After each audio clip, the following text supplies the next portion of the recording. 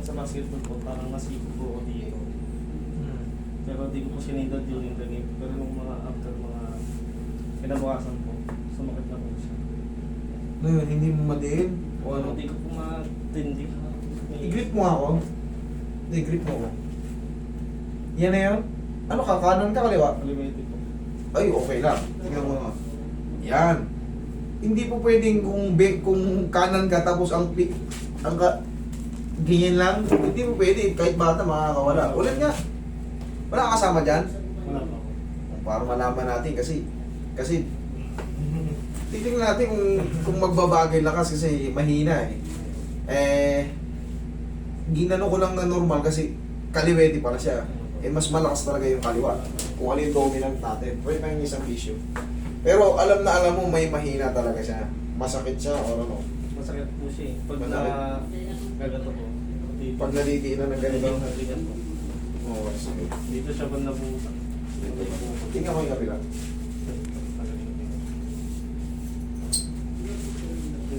Okay. Normal na naman pala. Yung mga bone structure talaga natin iba-iba. Tingnan mo yung sa kanya, may extended dito. Ayan o. Pero ito, normal lang. Ayan, may extended. Sa akin, malalim. Tingnan mo sa'yo, may extended. May extension. Pero, iba-iba nga tayo ng ano eh. Bone structure. Yung iba, nakita niyo naman, yung iba, malalaki pa nga. Yung iba, mahaba-baba. Yung iba, alright. Dito, sa kanya, oh, ayan, oh, may extension. Sa akin, wala. Lubog. Eh, ito, balance naman. Pati sa kapila, gano'n din. Pero yung sakit dito, hindi normal.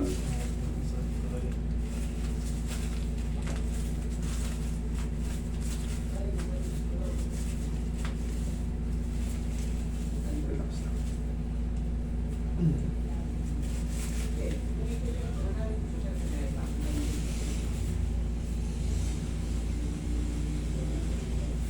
Ay, nahiwagang pao natin, Roy. Yan, tandaan nyo ba? Dapat dito na po yung nangalay siya. Abot na dyan. Alam mo kung bakit, Idol? Kaya tinasabi mong abot na dyan ang dyan ng ngalay. Once na gumalaw to, ito yan oh, ito. Once, ayan, ganyan yan oh. Ay, sorry. Once na gumalaw to, syempre, yung buto connected yan. Mapipihit din ito. Kaya yung ngalay, abot dyan kasi yung buto, iisa lang siya eh. Kumbaga, ito hanggang dito yan. Ito hanggang dito yan. So, huwag ka nang magtaka. Pag ginalaw mo yan, siyempre, yung mga muscle strap, buo rin pag ganun. Pero kasama rin yan sa hihilutin ko sa'yo. Buo nga yan. Kita mo, hindi lang ito inalay ko, pati ito, inaalay din yan. Kasi nga, connected siya eh.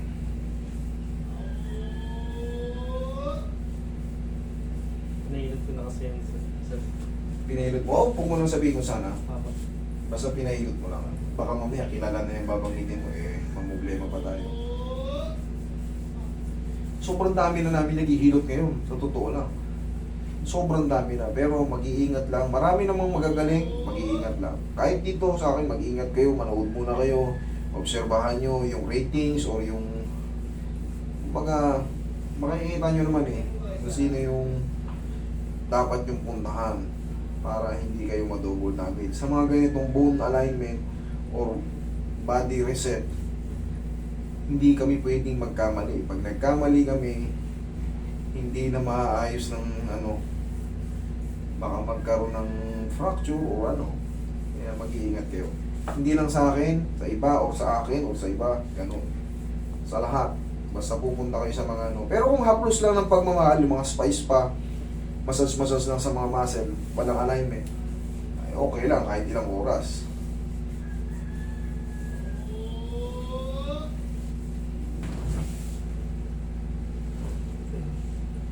Dito po pag nakaganyan na po position. May nagre-react pa. Dito. Hindi po ito na yan.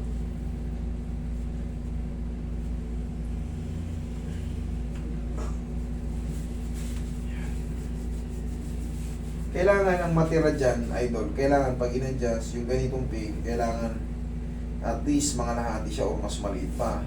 Pag gano'n na nangyari, Master, parang lalo sumakit, mali. Master, parang nanatili lang. Ibig sabihin, wala pang nangyari. Kasi nanatili lang. Pero pag naramdaman mo,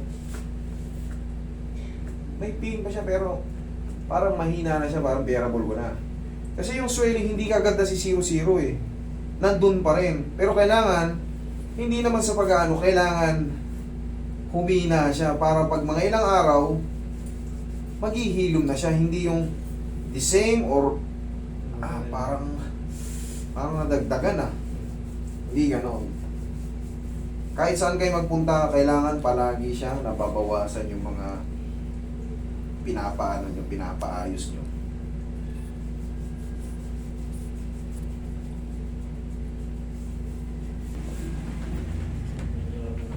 Ha? Medyo nawawala na. Nawawala na? Okay. Idol, ganito. Explain pa kita.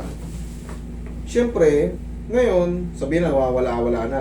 Huwag mo lang munang ipaka-challenge yung sagad because nandun yung swelling. Parang ganito lang. May maga rito. Siyempre, iipitin mo yung pamamaga, sasakit talaga.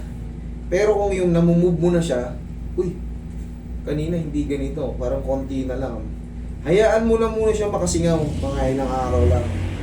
Para naghihilom na siya. Huwag mong ipaka-challenge na durugin siya, ipitin yung sagad na sagad. Siyempre, may ipit yung pamamaga sa loob. Normal, magre-react sa iyo. Pero ang diskarte dyan, pag humina na, hayaan mo lang. Pwede mong ibuhat yan, huwag mo lang talagang ipaka-challenge ng ipitin. Okay? Kung humina na siya, good na yun. Bukod doon, ano pa? Ayun na po. Okay na? Thank you.